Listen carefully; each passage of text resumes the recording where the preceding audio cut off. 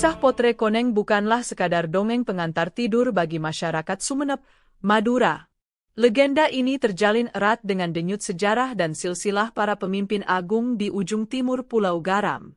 Sosoknya yang misterius, yang terlahir dengan keistimewaan luar biasa, menjadi simbol pertemuan antara dunia nyata dan gaib, serta menjadi cikal bakal lahirnya para penguasa bijaksana yang memerintah Kadipaten Sumeneb di masa lampau. Alkisah, di Kadipaten Sumeneb pada sekitar abad ke-14 Masehi, hiduplah seorang pemimpin yang adil dan bijaksana bernama Adipati Socadiningrat I. Beliau memerintah dengan penuh welas asih, sehingga rakyatnya hidup dalam kedamaian dan kemakmuran. Istana Kadipaten berdiri megah, para abdi dalam setia mengabdi, dan lumbung-lumbung Kadipaten senantiasa terisi penuh. Namun, di tengah gemerlap kemegahan dan kebahagiaan itu, tersembunyi sebuah awan kelabu di hati sang adipati dan permaisurinya. Kebahagiaan mereka sebagai pasangan terasa belum sempurna. Tahun demi tahun berlalu, namun singgasana Kadipaten masih senyap dari suara tawa dan tangis seorang anak. Kerinduan akan hadirnya seorang buah hati, seorang penerus takhta, menjadi kegelisahan yang mendalam bagi Adipati Socadiningrat I. Setiap malam, beliau dan permaisuri tak henti-hentinya memanjatkan doa, memohon kepada Yang Maha Kuasa agar dianugerahi keturunan yang akan melanjutkan perjuangan mereka. Dalam keheningan malam, sang adipati sering menyendiri di pendopo istana, menatap langit yang bisu, mencurahkan segala isi hatinya. Beliau merindukan sosok yang akan diajari ilmu pemerintahan, yang akan diwarisi kebijaksanaan, dan yang kelak akan memimpin rakyat Sumeneb menuju masa depan yang lebih cerah. Permaisuri pun tak kalah sedihnya, seringkali ia terlihat termenung di taman sari istana, membayangkan betapa indahnya jika taman itu diramaikan oleh celoteh seorang pangeran atau putri kecil. Kegelisahan ini tidak hanya dirasakan oleh pasangan bangsawan itu, tetapi juga oleh seluruh penghuni istana dan rakyat Sumeneb. Mereka turut merasakan kesedihan pemimpin mereka dan mendoakan agar harapan sang adipati segera terkabul. Maka dari itu, sang adipati memutuskan untuk meningkatkan laku spiritualnya. Beliau semakin tekun beribadah, berpuasa, dan melakukan tapa brata, memasrahkan seluruh harapannya hanya kepada ridho Allah semata. Beliau percaya dengan sepenuh hati bahwa setiap doa yang tulus pasti akan didengar. Keyakinan inilah yang menjadi pelita di tengah kegelapan penantiannya. Sang adipati berjanji dalam hatinya, jika Allah mengabulkan permohonannya, ia akan mendidik anak tersebut dengan segenap jiwa dan raga, menjadikannya insan yang bertakwa dan pemimpin yang amanah, sebagai wujud rasa syukurnya yang tak terhingga. Suatu malam, setelah sekian lama memanjatkan doa dengan khusyuk, permaisuri Adipati Socadiningrat I terlelap dalam tidurnya. Malam itu bukanlah malam biasa. Dalam tidurnya, beliau mengalami sebuah mimpi yang sangat aneh namun terasa begitu nyata. Beliau bermimpi melihat bulan purnama turun dari langit, perlahan-lahan mendekat, lalu sinarnya yang keemasan masuk ke dalam rahimnya. Cahaya itu terasa hangat dan damai, memberikan ketenangan yang belum pernah ia rasakan sebelumnya. Ketika terbangun di pagi hari, permaisuri merasakan ada sesuatu yang berbeda dalam dirinya. Ia segera menceritakan mimpi ajaib itu kepada suaminya, sang adipati. Mendengar penuturan sang istri, Adipati Socadiningrat I tertegun. Sebagai seorang yang memiliki kepekaan batin, beliau meyakini bahwa mimpi tersebut bukanlah bunga tidur semata, melainkan sebuah pertanda gaib, sebuah isyarat bahwa doa mereka selama ini telah diijabah oleh Allah. Kabar mengenai mimpi sang permaisuri segera menyebar di lingkungan istana. Para abdi dalem dan penasihat Kadipaten saling berbisik, mencoba menafsirkan makna di balik peristiwa gaib tersebut. Tak lama kemudian, tanda-tanda kehamilan mulai terlihat pada diri permaisuri. Seluruh istana bersukacita, namun sukacita itu diiringi dengan rasa penasaran yang besar. Kehamilan ini terasa begitu istimewa dan penuh dengan nuansa mistis. Selama masa kehamilan, permaisuri tampak semakin bercahaya. Wajahnya memancarkan aura ketenangan dan kedamaian, persis seperti cahaya bulan yang masuk ke dalam dirinya melalui mimpi. Tidak ada tanda-tanda kelelahan atau kesulitan yang biasa dialami oleh ibu mengandung pada umumnya. Setiap hari, Ia menghabiskan waktu dengan berzikir dan membaca kitab suci, seolah-olah sedang mempersiapkan kelahiran seorang insan yang luar biasa. Adipati Socadiningrat I pun semakin tekun dalam ibadahnya, memohon perlindungan dan kelancaran bagi istri dan calon buah hatinya. Beliau sadar bahwa anak yang dikandung istrinya bukanlah anak biasa. Anak itu adalah anugerah langsung dari langit, titipan suci yang harus dijaga dengan segenap kekuatan. Beliau mempersiapkan segala sesuatu untuk menyambut kelahiran sang penerus takhta, dengan hati yang berdebar antara harapan dan kewaspadaan akan keajaiban yang akan datang. Tiba saatnya hari yang dinanti-nantikan. Seluruh kadipaten menahan napas, menunggu kabar bahagia dari dalam istana. Setelah melalui proses persalinan yang lancar, lahirlah seorang bayi perempuan yang cantik jelita. Namun, ada satu hal yang membuat semua orang yang melihatnya terperangah. Kulit bayi mungil itu tidak seperti bayi pada umumnya. Kulitnya berwarna kuning keemasan, bersinar cemerlang laksana emas murni yang baru ditempa. Keajaiban tidak berhenti sampai di situ. Seisi ruangan persalinan seketika dipenuhi oleh aroma wangi yang semerbak, seolah-olah ribuan bunga sedang mekar pada saat yang bersamaan. Adipati Socadiningrat I menatap putrinya dengan perasaan campur aduk antara takjub, bahagia, dan sedikit khawatir. Beliau sadar bahwa keunikan putrinya ini adalah bukti nyata dari pertanda gaib yang telah beliau terima, anugerah sekaligus ujian dari Yang Maha Kuasa. Melihat kulit putrinya yang bersinar kuning keemasan, sang adipati segera teringat akan mimpi istrinya. Warna kuning atau koneng dalam bahasa Madura, serta sinarnya yang agung laksana seorang putri raja, mengilhami sang adipati untuk memberikannya sebuah nama yang indah dan penuh makna. Nama itu adalah Potre Koneng. Nama ini berasal dari dua kata, yaitu Potre yang berarti putri, dan Koneng yang berarti kuning. Nama Potre Koneng secara harfiah berarti putri kuning. Namun, maknanya jauh lebih dalam dari sekadar warna kulit. Kuning dalam budaya Jawa dan Madura seringkali melambangkan keagungan, kemuliaan, kebijaksanaan, dan sesuatu yang luhur. Dengan demikian, nama Potre Koneng adalah sebuah doa dan harapan agar kelak ia tumbuh menjadi seorang putri yang agung, mulia, dan bijaksana, sesuai dengan cahaya keemasan yang menyelimuti kelahirannya. Kabar kelahiran Potre Koneng dengan segala keistimewaannya dengan cepat menyebar ke seluruh pelosok kadipaten. Rakyat berbondong-bondong ingin melihat sang putri ajaib, namun sang adipati memutuskan untuk melindunginya dari pandangan publik. Beliau khawatir keunikan putrinya akan menimbulkan fitnah atau bahkan mara bahaya dari pihak-pihak yang tidak menyukai kadipaten. Sejak saat itu, dimulailah babak baru dalam kehidupan sang putri yang terlahir dari cahaya bulan. Atas dasar pertimbangan keamanan dan untuk menghindari gunjingan yang tidak diinginkan, Adipati Socadiningrat I mengambil sebuah keputusan berat. Beliau memutuskan untuk membesarkan Potre Koneng di sebuah tempat yang tersembunyi dan sangat indah, yaitu Taman Sar. Taman Sar adalah kompleks pemandian dan taman pribadi keluarga kerajaan yang dikelilingi tembok tinggi, menjadikannya tempat yang sangat aman dan terisolasi dari dunia luar. Di dalam Taman Sar, Potre Koneng tumbuh dan diasuh oleh para inang pengasuh pilihan yang paling setia. Ia hidup dalam dunianya sendiri, jauh dari hiruk-pikuk kehidupan istana dan pandangan masyarakat umum. Hari-harinya diisi dengan bermain di antara bunga-bunga aneka warna, mendengarkan gemericik air dari kolam pemandian, dan memandangi ikan-ikan yang berenang dengan lincah. Meskipun terisolasi, hidupnya penuh dengan kedamaian dan keindahan alam. Potre Koneng tumbuh menjadi seorang gadis yang luar biasa cantik. Kulitnya yang kuning keemasan tetap bersinar, rambutnya hitam legam tergerai indah, dan matanya memancarkan kecerdasan serta ketenangan batin. Sang adipati dan permaisuri secara rutin mengunjunginya, mencurahkan segenap kasih sayang dan memberikan pendidikan terbaik untuknya.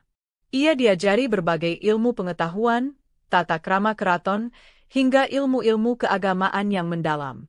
Lingkungan Taman Sari yang asri dan tenang membentuk kepribadian Potre Koneng menjadi sosok yang lembut, sabar, dan memiliki kepekaan batin yang tinggi. Ia sangat menyayangi binatang dan tumbuhan, seolah-olah ia bisa berkomunikasi dengan mereka. Keterasingannya tidak membuatnya menjadi pribadi yang kesepian, melainkan menjadikannya sosok yang lebih dekat dengan alam dan lebih khusyuk dalam beribadah kepada Allah. Seiring berjalannya waktu, kecantikan dan keagungan Potre Koneng semakin terpancar, meskipun tersembunyi di balik dinding-dinding tinggi Taman Sar. Keberadaannya menjadi sebuah rahasia yang dijaga ketat oleh keluarga istana.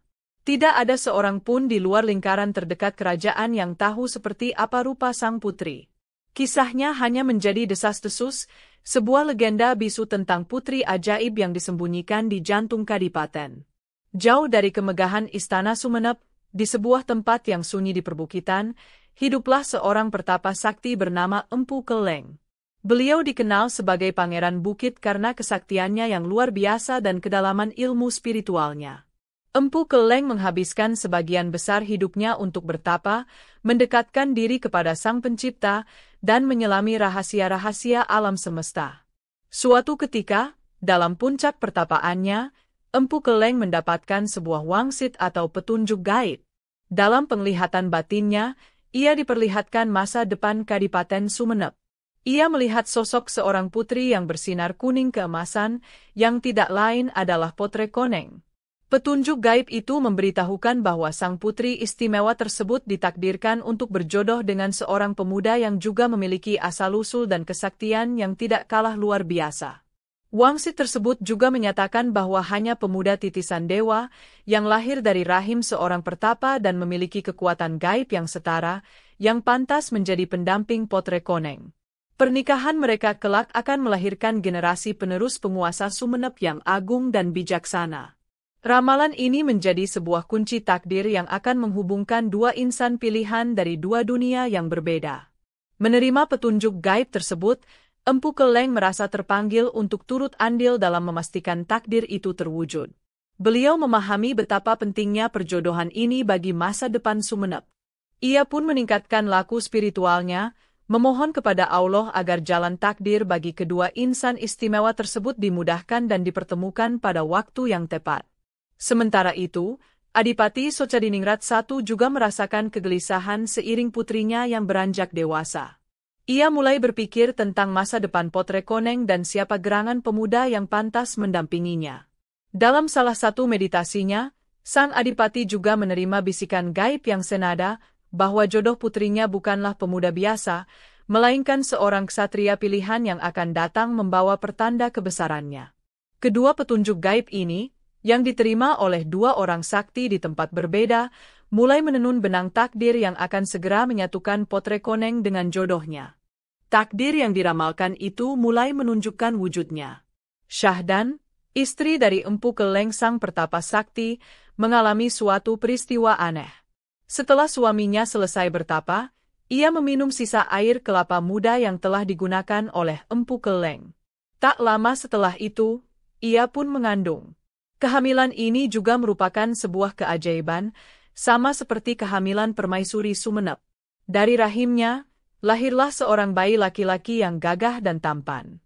Namun, karena sebuah alasan gaib dan demi menjalankan takdir yang telah digariskan, Empu Keleng harus menghanyutkan putranya yang baru lahir itu ke sungai. Bayi itu diletakkan di dalam sebuah peti yang kokoh, dengan harapan ia akan ditemukan dan dibesarkan oleh orang yang tepat. Peti itu kemudian ditemukan oleh seorang kepala desa yang juga seorang empu sakti bernama Empu Poleng. Empu Poleng kemudian merawat bayi itu seperti anaknya sendiri dan memberinya nama Joko Tole. Joko Tole tumbuh menjadi seorang pemuda yang tangguh, cerdas, dan memiliki kesaktian yang luar biasa. Di bawah bimbingan ayah angkatnya, Empu Poleng, ia mempelajari berbagai ilmu kanuragan, ilmu kebatinan, dan juga seni membuat senjata pusaka. Bakatnya yang luar biasa menunjukkan bahwa ia bukanlah pemuda sembarangan. Darah pertapa sakti mengalir deras di dalam tubuhnya, menjadikannya sosok yang istimewa. Menginjak usia dewasa, Joko Tole merasakan panggilan jiwa untuk mencari jati dirinya. Ia berpamitan kepada Empu Poleng untuk berkelana, menimba ilmu, dan menguji kemampuannya. Dalam perjalanannya, ia sering menolong orang-orang yang kesusahan dan menumpas kejahatan. Namanya mulai dikenal sebagai seorang ksatria muda yang sakti mandraguna dan berhati mulia. Perjalanannya akhirnya membawanya mendengar kabar tentang Kadipaten Sumenep dan sayembara yang akan diadakan untuk mencari jodoh bagi putri adipati yang misterius. Entah mengapa, hatinya tergerak untuk menuju Sumenep. Ia merasa ada sebuah kekuatan tak kasat mata yang menariknya ke sana. Tanpa ia sadari, langkah kakinya sedang menuntunnya untuk menemui takdirnya, takdir yang telah menghubungkannya dengan Potre Koneng bahkan sejak mereka belum dilahirkan. Adipati Socadiningrat I, yang semakin yakin akan petunjuk gaib yang diterimanya, akhirnya mengumumkan sebuah sayembara. Namun, ini bukanlah sayembara adu kekuatan fisik biasa. Sang Adipati mencari seorang pemuda yang mampu membuat sebuah pintu gerbang besi yang megah untuk istana hanya dalam waktu semalam. Sayembara ini sesungguhnya adalah cara Sang Adipati untuk menemukan ksatria pilihan yang telah diramalkan. Banyak pangeran dan ksatria dari berbagai negeri datang untuk mencoba peruntungan mereka, namun tak ada satupun yang berhasil. Tugas itu terlalu mustahil untuk dikerjakan oleh manusia biasa. Hingga pada suatu hari, datanglah seorang pemuda sederhana namun memancarkan aura wibawa yang kuat. Pemuda itu adalah Joko Tole. Ia menyanggupi persyaratan sayembara tersebut dengan penuh keyakinan.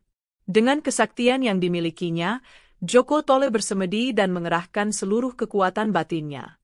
Dengan bantuan kekuatan gaib, ia berhasil menempa besi dan membangun sebuah pintu gerbang yang luar biasa megah dan indah hanya dalam waktu 1 malam. Seluruh penghuni istana, termasuk Sang Adipati, takjub bukan kepalang. Mereka sadar bahwa pemuda di hadapan mereka bukanlah orang sembarangan. Adipati Socadiningrat I kemudian memanggil Joko Tole untuk menghadap. Saat itulah, Sang Adipati juga memanggil Potre Koneng untuk keluar dari persembunyiannya di Taman Sar untuk pertama kalinya. Ketika Joko Tole dan Potre Koneng saling bertatapan, mereka merasakan getaran aneh di dalam dada.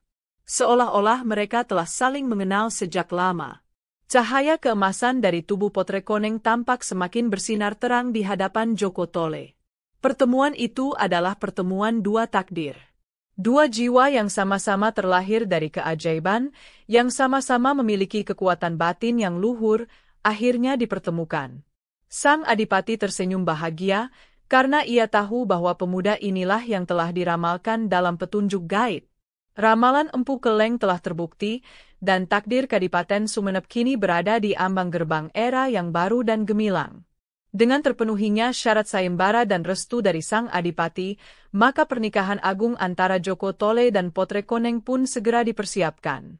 Pesta pernikahan dilangsungkan dengan sangat meriah selama berhari-hari, dihadiri oleh seluruh rakyat Sumenep dan para bangsawan dari negeri tetangga. Pernikahan ini bukan hanya penyatuan dua insan, tetapi juga penyatuan dua kekuatan gaib yang luar biasa untuk kemakmuran Sumenep. Setelah menikah, Joko Tole dinobatkan menjadi Adipati Sumenep menggantikan mertuanya dengan gelar Adipati Arya Wigananda. Beliau kemudian juga dikenal dengan gelar Pangeran Socadiningrat II. Ia memerintah didampingi oleh permaisurinya yang bijaksana, Potre Koneng. Pasangan ini menjadi pemimpin yang sangat dicintai oleh rakyatnya. Kebijaksanaan dan kesaktian Joko Tole berpadu sempurna dengan kelembutan hati dan ketenangan batin Potre Koneng. Di bawah kepemimpinan mereka, Kadipaten Sumenep mencapai puncak kejayaannya. Pertanian menjadi subur, perdagangan maju pesat, dan keamanan terjamin. Potre Koneng tidak hanya menjadi seorang permaisuri, tetapi juga seorang penasihat spiritual bagi suaminya. Nasihat-nasihatnya yang penuh hikmah, yang didasari oleh kedekatannya dengan Allah dan alam, selalu menjadi pedoman bagi Adipati Arya Wigananda dalam mengambil keputusan penting. Warisan mereka tidak hanya berupa kemakmuran materi, tetapi juga warisan spiritual dan budaya. Konon, dari keturunan merekalah lahir para adipati dan raja-raja Sumenep selanjutnya yang terus memimpin dengan adil dan bijaksana. Kisah cinta dan takdir mereka menjadi legenda abadi, sebuah cerminan bahwa jodoh adalah rahasia Allah yang akan menemukan jalannya sendiri pada waktu yang paling tepat. Hingga kini, nama Potre Koneng dan Joko Tole tetap hidup dalam ingatan kolektif masyarakat Madura, khususnya Sumenep. Makam mereka di Kompleks Pemakaman Asta Tinggi menjadi bukti sejarah sekaligus tempat ziarah yang dihormati. Kisah mereka mengajarkan tentang kekuatan doa, kepasrahan pada takdir, dan bahwa keagungan sejati lahir dari kemuliaan hati dan kedekatan dengan Sang Pencipta.